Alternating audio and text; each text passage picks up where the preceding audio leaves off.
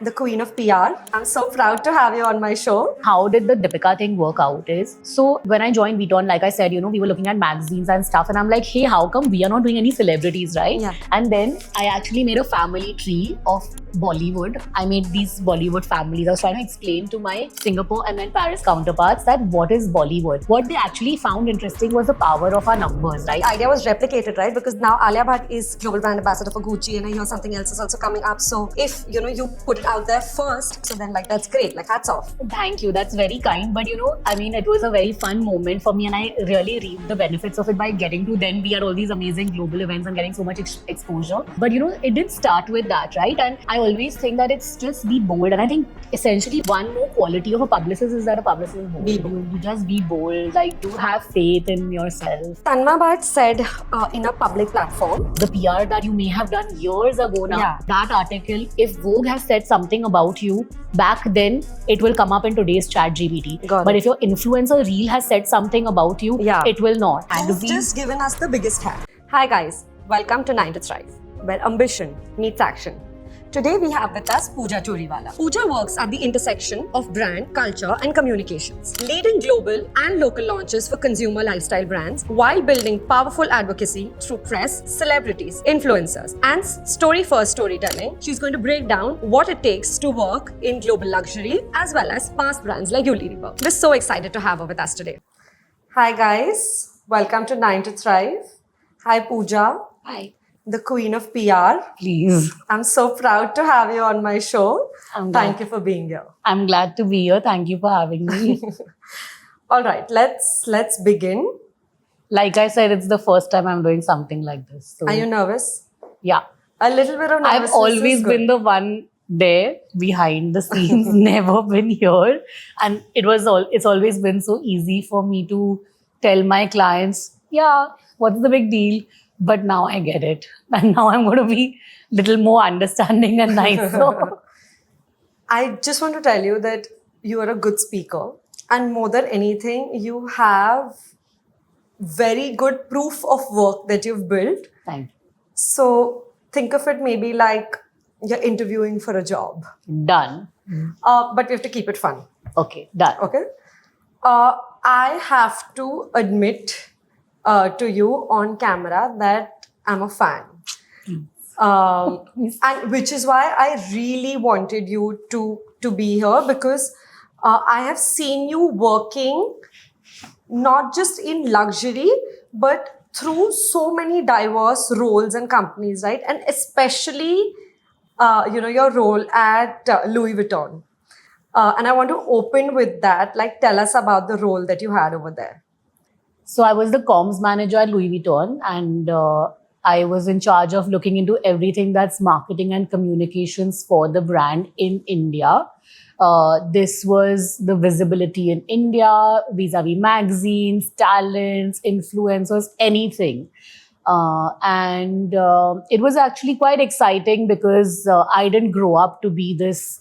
A lot of 20-year-olds write to me on LinkedIn Yeah. and ask me, oh, how do you do this? And how do you get this? And I didn't grow up to be this person thinking that, hey, I want to work in this company and this world. And one of my ex-managers had actually recommended me for this role. And I have to admit, I was absolutely unprepared. I Okay. didn't know anything.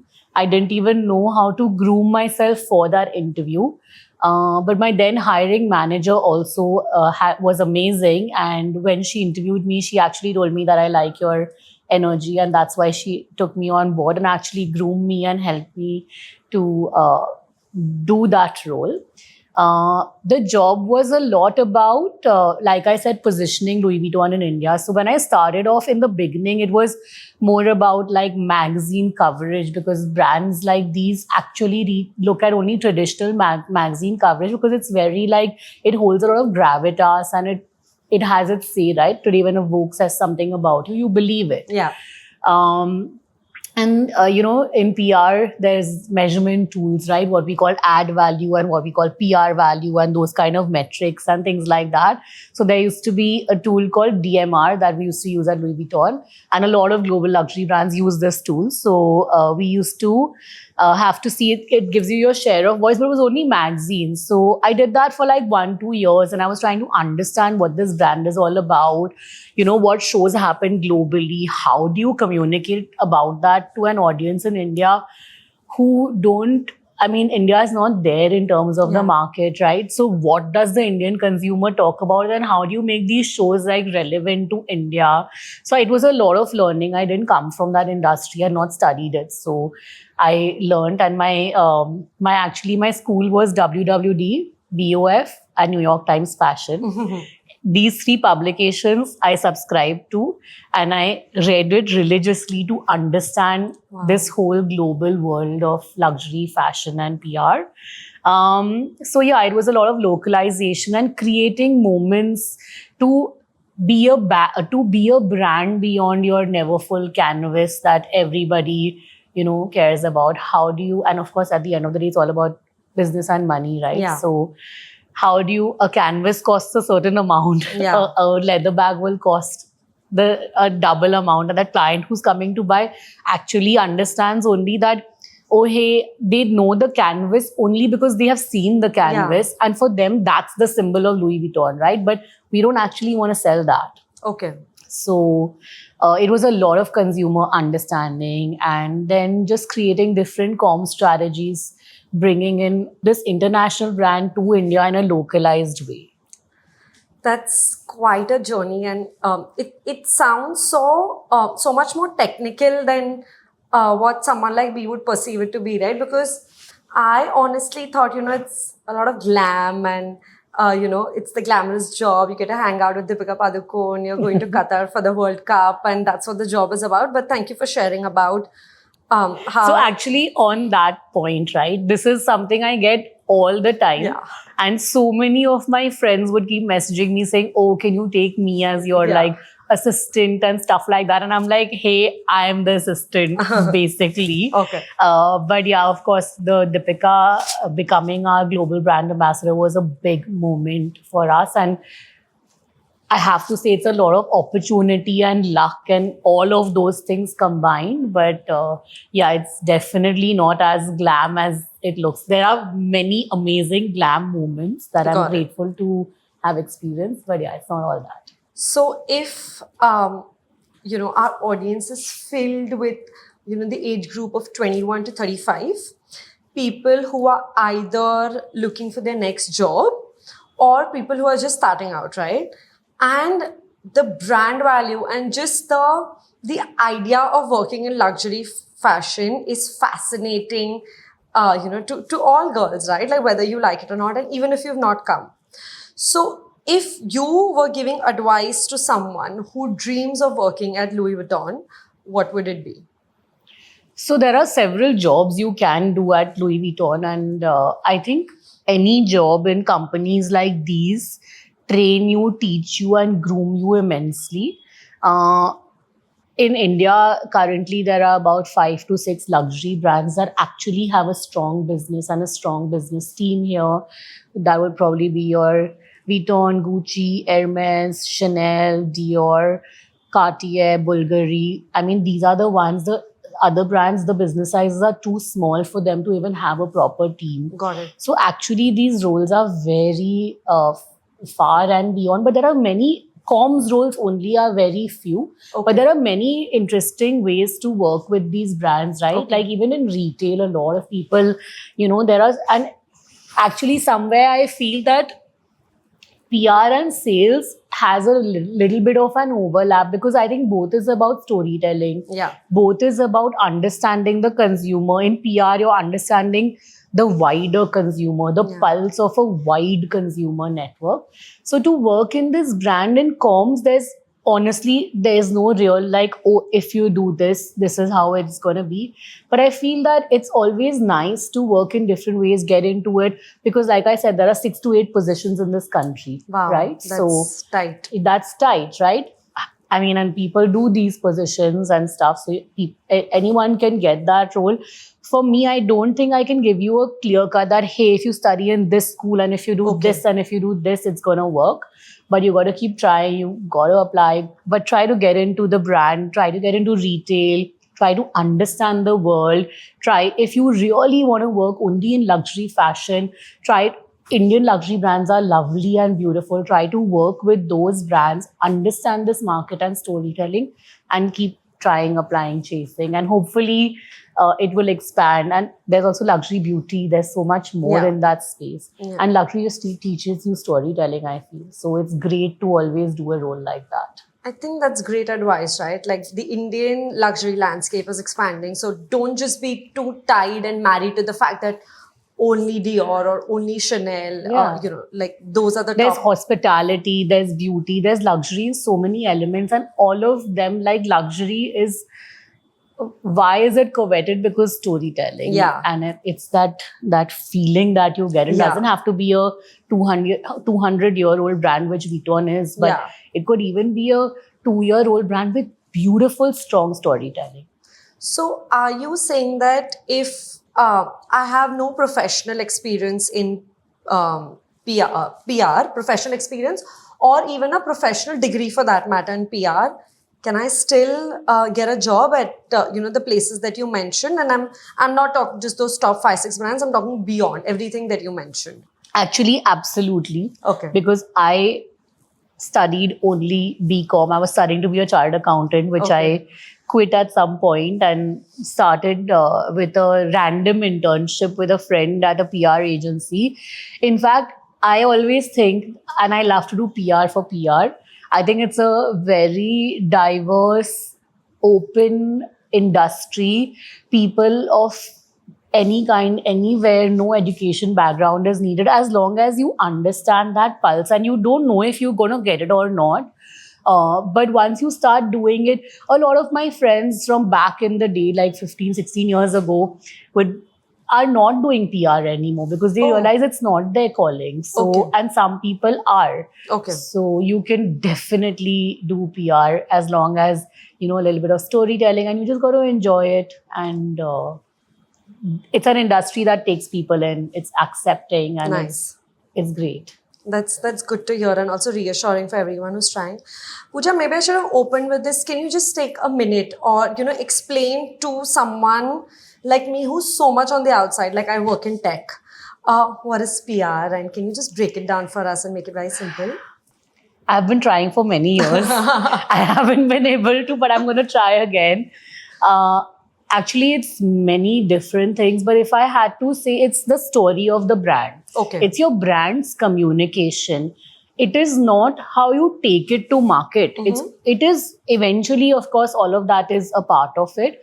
But I think if you do your PR right, what you want a person to feel when they hear about your brand or when they experience your brand is what you're able to tell. So for me, it's the main skill set is you should be able to be a storyteller. You should be able to be creative. You should have a little bit of empathy. And a lot of these, Archana, are inherent, inbuilt, right? Which is why some people don't stay in the industry because they realize that this is not that exciting for them. Okay. And then, there are so many adjacencies, right? Like there's influencer, there's this and that. So there's a lot of different things you do. But core traditional PR is brand building by storytelling and communication. Got it. Pooja, tell me about the power of celebrities in, in a brand storytelling, right? So, I know I touched upon the fact that, you worked with Deepika Padukone while, your time at LV, and there was also a celebrity program at Nirav Modi. Can you help us understand how that works and what role did you play, in bringing them on board? Sure. So why I think celebrities work, firstly, and this is that constant question that people discuss, magazine, influencer, celebrity, what should I do? Okay. Right? Obviously, it's several different things to decide that, but why I think celebrities work. I think in India itself, we have, I think, 22 official languages, 400 unofficial languages. And, but there's one language which everybody understands. It's that face of that celebrity. Got it. Right?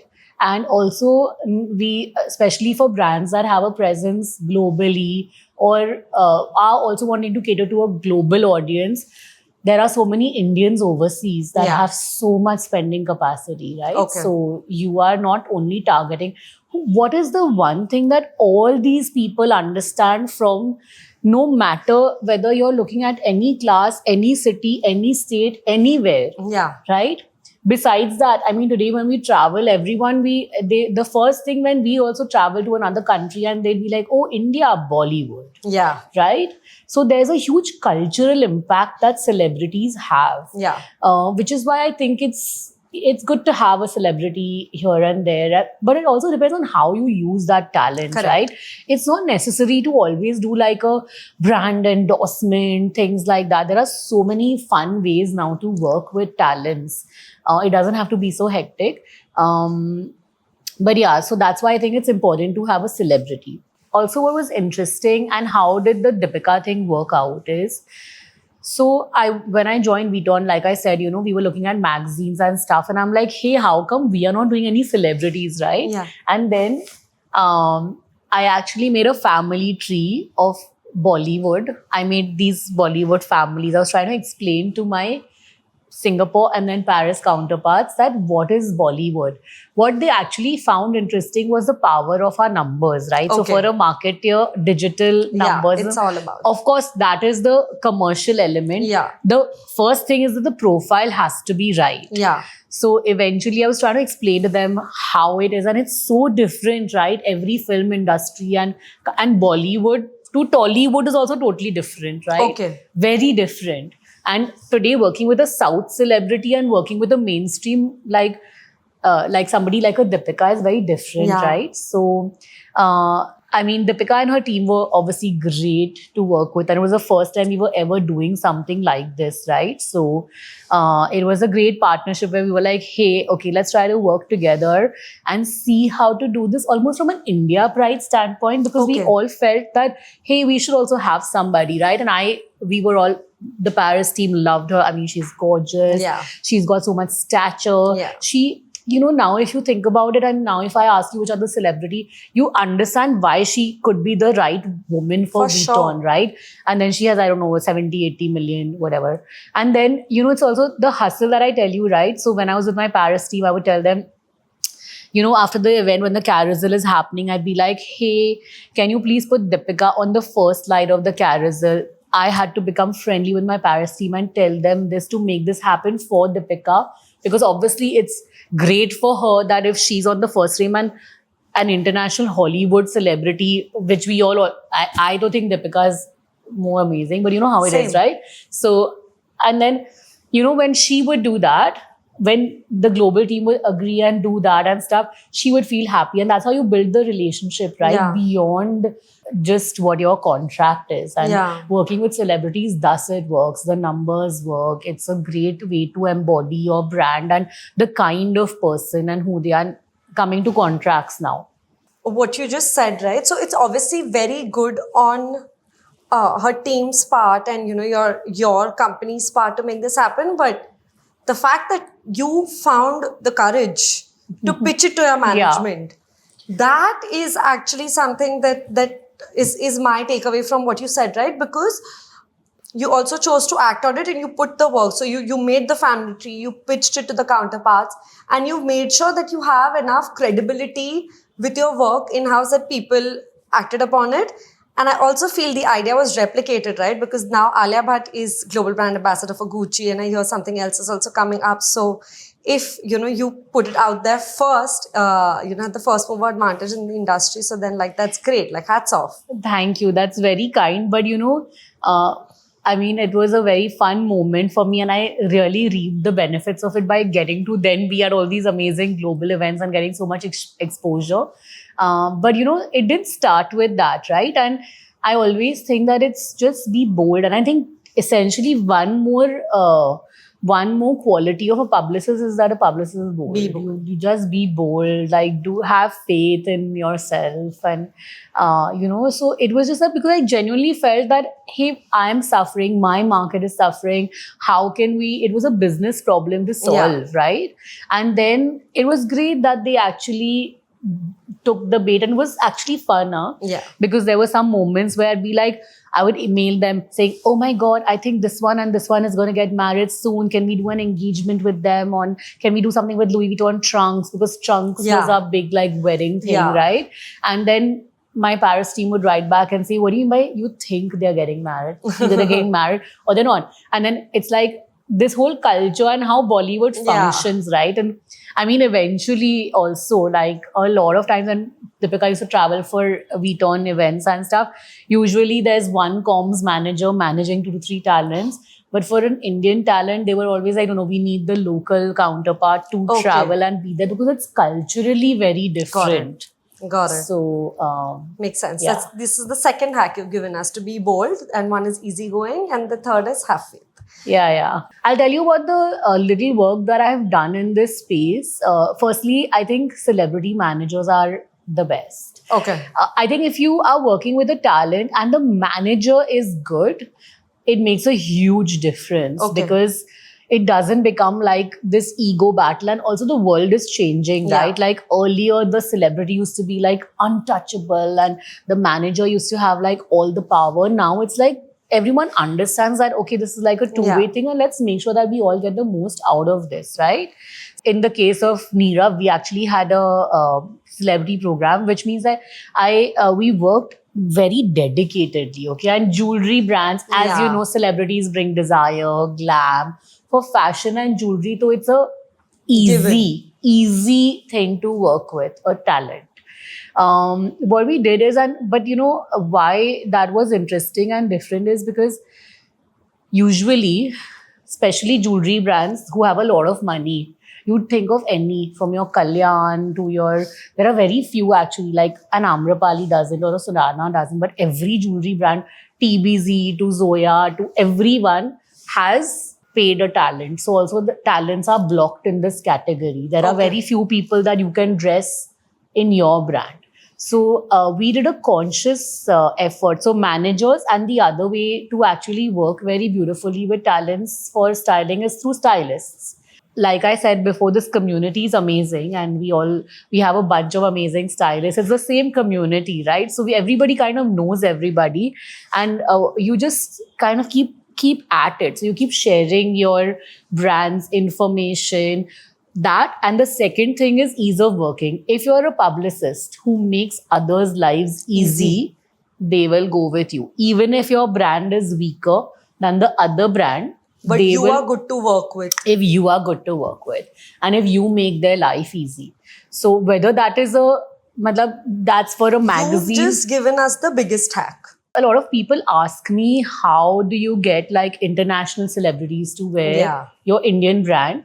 So it's this is from like when I used to work on Amrapali, which was like 14, 15 years ago. So this has existed since then. Okay. And there are studios and like fashion PR companies in LA, UK. So the main places where there is a celebrity market. Yeah. That you can, as an Indian brand, you can pay them a rental, which is not so high. Like it's lower than paying a PR fee, where basically stylists come to these showrooms to source. So there's a high chance of your brand getting picked up. So like Amrapali, we used to do that actually. So at that time, the fee was equivalent to the USD fee was equivalent to 1.5, 2 lakhs a month, which is not insane. Yeah. And of course, they used to send the pieces there, and we used to have like international celebrities wear it. Internationally, you can also do deals with. So when you do Oscars, in fact, we had dressed Kate Winslet for the Oscars. Wow. The year that Leonardo finally won. So also the thing is that why it was a limelight, because that time when she actually wore our brand's earring, Leonardo won for the first time after getting nominated. So big moment. And there was a lot of spotlight on her, Has, like, even Deepika and FIFA. Why do people remember that? Because there was a lot of spotlight on FIFA. Yeah. We actually did this beautiful dinner in Venice for an art event at Vuitton, but no one remembers that. People will remember FIFA. We did so many shows, no one will remember it because it's a big moment. It's a cultural moment. We got lucky on that Kate Winslet one, but you know, and at that time we used to pay like 20,000 USD to stylists to dress their celebrities to the Oscars, to the Golden Globes, to the Grammys. So you can do deals with the talent or even with the stylist or with just a publicist to then try and do earned. So there are lots of ways to do the celebrity part. Thank you for being so like detailed and like articulating it so well, because I'm telling you, even if I was to Google it, ChatGPT, there is no way that this information is available, and this is exactly what this platform is about. So thank you for narrowing it down. If I was to go further down into double down into the celebrity part, something that's available out there is also that celebrity contracts need to be very well written, and it takes a very long time to close it. Now, since PR and the publicist has such a big role to bring them on board, how involved are you in these contracts, and what is the part that you play over there? Yeah, celebrity contracts are hectic, and I think Indian contracts are a little more hectic because we have our law is little. I think globally they are just chiller. Our law is also so complicated, right? But what was fun is, of course, typically a publicist's role or the person managing that contract will put together, you work very closely with your legal team. And then there are also specific legal people who are trained to do this. So you're supposed to actually just give the marketing and the commercial asks that you have, which would be like, okay, so many number of shoot days, so many number of event appearances. And then it's like, also sometimes it's so funny, you get into so many details that, okay, the rider will be this, so many people will travel in this class of ticket into this. So everything goes specific. And then both sides already want to cover their interests. So, and it's fun. It's fun like celebrity contracts also, because there's so many things that you wouldn't even have in a normal contract, because there's so many like personal preferences. And then I think the other important parts in general for a brand are just usage. So usage would mean, can you use it just on social? Rates are different for everything. Are you putting media on it, etc. Then there is, something that's called a cool-off period. So even after your contract gets over, how much time, because some brands are using it for hoardings and stuff, right? How much time do you have to pull your media out of everywhere? What content can you keep on your website in perpetuity, on your social channels in perpetuity? Then things like if it's a female celebrity, if they get pregnant, what's the scene, what happens? All of this is covered. And like when we were actually working, one of the funny things is when we were actually doing a brand contract with Priyanka Chopra. And so you give basically your marketing ask, and then the talent team will come back with their counters. And actually every time you send something and they send something back, you think, oh, but what if this happens? Let me cover this also. Let me cover this also. We actually, I think eventually had 27 rows on 27 columns on each side on feedback, this, that. And I mean, it took a while. It took like a long time to close that contract. But a simpler contract would be like with Rosie Huntington-Whiteley. It was a very quick, easy contract. And I think global celebrity, what was interesting was in that contract, that in global contracts, actually, there was a lot of consciousness. So one thing I found interesting was that they asked about whether the diamonds were being sourced responsibly, and we had to do a legal thing saying yes. Wow. Also, I think working on the Deepika contract was really interesting for me because it covered, it covered global, because Deepika is also such a global name now. A lot of Indian celebrities are becoming like global names, right? So Deepika's contract working with the US lawyers, I have to say, I learned so much, and they are like sharks, and your lawyers like prep you. I'd be like, really? Would they say this? And they guide you so well on exactly what word to say. So it's a great partnership between your lawyer and your legal team and the PR comms team doing this. This is pretty much like running a full-fledged business. Yeah, it's fun. Yeah. It's just that it's fun. I want to touch upon content creation because it's such a huge part of every brand's PR strategy today, right? So tell me, Right. how should a brand use content or like, especially if I'm a newcomer, what should my take be on social media and content creation, and how do I weave it into my brand story? Right. So I think your content, obviously, like every other part of marketing, actually, content is a separate part of marketing. I don't think people necessarily put so much importance. And at Unilever, actually, we have a very interesting way of calling it brands say and others say. Okay. So brand says everything that you say about yourself on your website, on your socials, etc. Right? So it's your own platforms, and others says what anybody else would say about you. A talent, anybody who uses your product, a magazine. So that's true advocacy, right? The first platform of communication actually is your social media channels. Today, as we all know, I have done this, by the way, in the past. I have opened Instagram instead of opening Google because I'm so used to opening that, right? Yeah. I'm searching for anything there first. I think most people are like doing the same thing, right? If it's a yoga brand, for example, you can imagine the feed when I say yoga brand. Yeah. It'll have beige and white. It'll have some matte and some Some shadow green, and yeah. some bottles and Yeah. some towels and some greens. But do you necessarily, then how are you different from the other yoga brand, right? Yeah. So I think it's not necessary to be safe. I don't think it's necessary to be unsafe or anything, but it's important to have a voice and your own personality. And I think brands' own content can actually be explored as such a great opportunity of your own way of storytelling, right? So a brand that I think does it very beautifully, and I was quite lucky I watched him speak, is The Whole Truth. Yeah. And the way they do their content, and when he was talking about their community, the big buzzwords, culture, Yeah. community, all of this. When he was talking about it, it's engaged, and he does a lot of long form content today Yeah. in a world that is a 6-second content Correct. world, and Yeah. it works. And today also, if you see, it breaks the clutter for me. Yeah. The other brand for me, for example, that breaks clutter, which has beautiful visuals, consistency, is Ralph Lauren, the global page. I always see it, right? Okay. I think it's one of the most beautiful, whether they're putting up fashion or home or anything. It has a very similar visual language.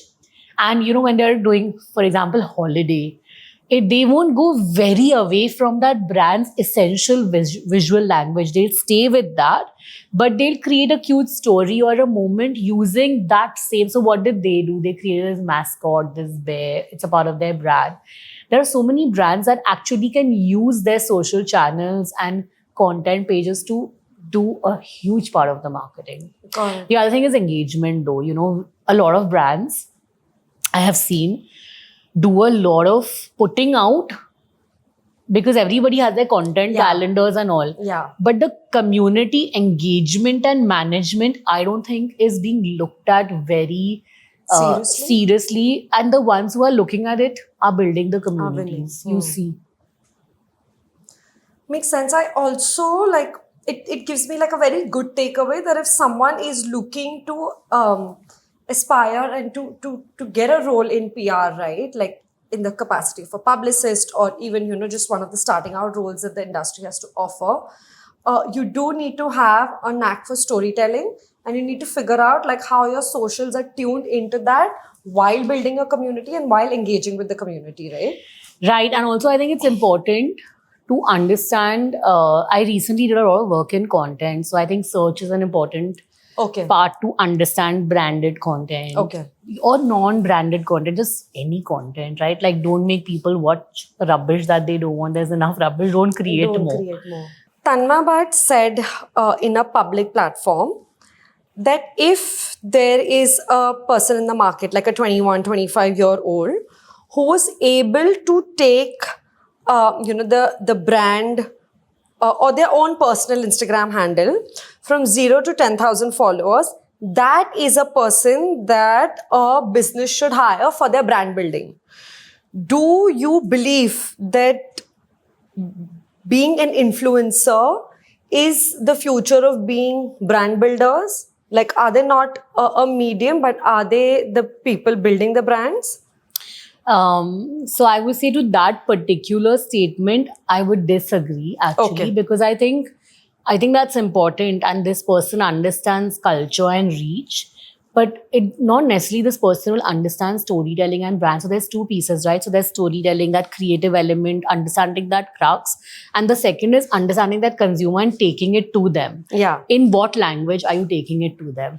This person, I think, understands the second part really well. Correct. This person could also understand the first, but I don't think it's necessary that this person will. I think somebody for brand building, brands, as we know, historically we've heard this, it's built over time. It's built over experience. A brand can, no matter how much money you'll put, and you can take all those hoardings on Linking Road. Everyone can take all that cluster of hoardings, which costs a bomb, I assure you. You can launch your brand on that. Is it built? No.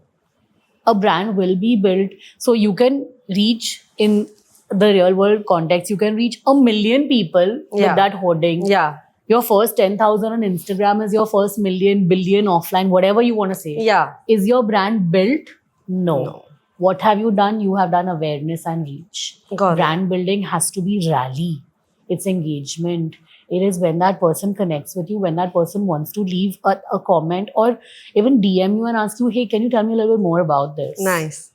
And because they trust you. How should I be using different platforms to my strength? So, currently, of course, how I would decide is, firstly, who am I reaching and where is our audience? Secondly, we know that the ones that are biggest in India, you look at numbers, etc., of course.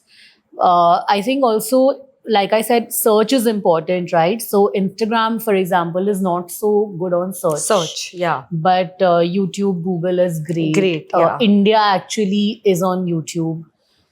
So you got to understand that, right? Culturally, in what is that country's culture? What is your target consumer's culture? When today you search on Google, you search anything, you'll get the YouTube video, but you won't get that Instagram reel. Correct. And the next thing, right? AI and all these LLMs, they're pulling information from where? They're pulling information from search. Correct. So they're pulling information from your website articles, the PR that you may have done years ago now. Yeah. That article, if Vogue has said something about you back then, it will come up in today's chat GPT. But if your influencer reel has said something about you, it will not. Got it. So this is a very important thing to think about and keep in mind, and which is why I always say and urge that, quick wins, big numbers, awareness, etc. We all know this, but this is why it's important, because we are building for the future. If you're somebody who wants to make a quick buck, do it this way. Do 3 years, 4 years, make your awareness build. In fact, some brands that are very high-end and catering to a niche audience, for them, content is even more important. Got it. Right? Because your own brand say, is it giving authority? Why should a person believe you? Yeah. Etc. So format, size of audience on that platform is important. Format of communication, like a Whole Truth does long form. It works. Jaywalking does midnight flash sales on his stories. It works. So it just depends, and how you do use your content for your brand is important, and which channel, search, future, now AI, LLMs, all of this is something to think about. You have a very good understanding of what's working, what's not working, and different formats. So, while we're closing, I think like a big takeaway that people should have from this conversation is just being aware of the market that you're operating in and having like using your scrolling time, I think, to the best. Using the time that you use on social media to actually like be more productive. It sounds like such a good way of doing your job well. Yeah? I mean, you've connected the two dots like really, really well, because you know what Louis Vuitton is doing, but you also know what a jaywalking is doing. And you can like draw the parallel that both work, and you just have to figure out what works for you. So for people starting out, you do not necessarily need to do the same things another brand has. You can figure it out as you go. Yeah. And that's when it comes up, be bold. That's when the new things will come. You'll do something for the first time ever and things like that, because you just got to try. You got to have faith. You got to have faith and you got to do what you got to do. My last two questions, and one question is something that everybody says, but I want to hear it from your mouth. Yeah. Is any press good press? Do you agree with the statement? I think it depends industry to industry, honestly. Okay. Consumer may know and brands may know. I mean, I guess in politics, maybe yes. I'm not really sure, because it's And just Bollywood being also, out there. Bollywood also, because there's a lot of fandom and love in general. No matter what, you will go back and love your star that you love back very quickly, but not for brands. Maybe that gives me also a clarity that maybe for individuals, but I'm not sure. Of course, terribly bad publicity though is khatam, but something naughty, something a little bit is keeping you in the news, right? Like a little bit of like tongue-in-cheek humor once in a while. Yeah. Also, it depends on which parts of it. Like, it can never be on your product. It can never be on those things. So I don't agree. To simply say it, I don't agree that every publicity is good publicity. It depends. That's a good answer. That's a very good answer. We now have a rapid fire. Okay. It's not controversial. It's fun. Okay. But like, it's quick answers. Done. Okay. One luxury brand that you admire and you cannot say LV. One Ralph Lauren, if you say. Yeah. I just think it's beautiful comms, beautiful products. It feels nice. Nice. Luxury or accessibility, what would win long term? Either. Long term, I think it depends on the use. But I think luxury also, it also depends culturally. If luxury is not accessible, it will not work. It will not work. I mean, you can have luxury, but you can't not be available in the market, and you can't not be available to that consumer, and you can't anymore say that, no, I will only sell to the French in Paris. Okay. Today, you want to sell to the Koreans also, the Indians also, and the Indians also in Ahmedabad and in every other city, right? Yeah. Jaipur or anything, not only your Bombay, Delhi, Bangalore. Yeah. So I don't think it's one or the other. Got it. A skill every young marketer is overrating right now. I'm going to sound very old when I say this. But I think everyone thinks, a lot of people have said this, I don't want to say it, but many people think that, you can't just have a camera, phone and like a camera and make that I get video. what you're saying. Yeah. You got to have meaning to it, because that's what's going to stop the scroll. You got to have something, either fun or emotion, any emotion, anger, when you have those ugly shoes or irritation, it has to have something. Good answer. Celebrities or influencers, who drives more impact? I think you said. I think both in different ways also. It's always a mix. I feel.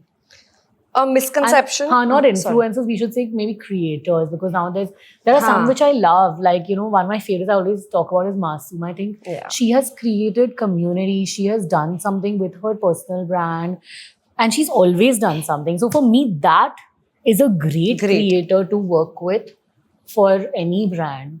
So she was, from that India series that she did, to cost conscious like clothing and jewelry, to like the podcast she's doing. She's always done something or the other, and I think that's what she's bold. She just goes for it. It works. Also wrote a book. Yeah, she just does everything. A misconception about working in luxury. I think you know this by now, but it's all glam, because it's amazing.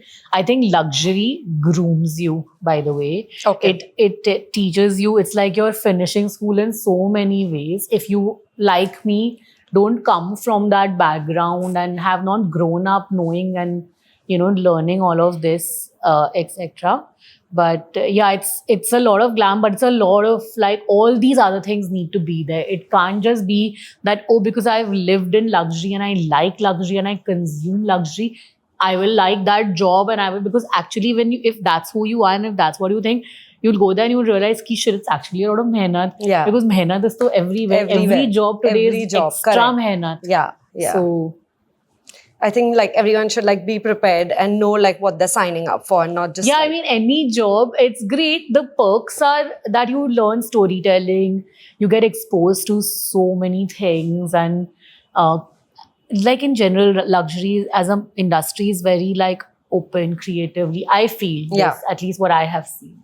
So those are the perks. But if you're doing it because you're a consumer and you've lived this life and you enjoy the brands, do another job which will help you buy these brands. Okay. So make money and buy the brands, but don't work in the industry just because you like that industry. And you think it's chill. Yeah. If not PR, what career would you choose? So I was studying to be a chartered accountant, which I quit. But also at that time also, one of my brand's accounts was Shah Rukh Khan. Oh. So I was very happy. And Red Chilies, I used to go to do audit. And there was the audit room and the audition room. So we used to go watch the audition. So somewhere I think my life has always called me to this other direction. And, we used to see Shah Rukh Khan's like personal bills. So at that time, there was a store called Bada Saab before all these brands came in the country. And we used to touch like the sample of his suiting and shirting and get so excited. But I was studying to be a chartered accountant. But I always felt that if not this, I had friends for a long time. I would do research. Now I don't think so anymore. When I have a lovely research team at Unilever now, and I see that their jobs are very not necessarily what I would enjoy doing. I think that this is I'm lucky that I found your calling. Yeah, I found it by chance actually, doing a random summer internship. And then I never went back to CA. I did a summer internship in PR because I was waiting for my CA result. And then I loved it and I was like, this is it. How do I tell my parents I'm not doing CA anymore?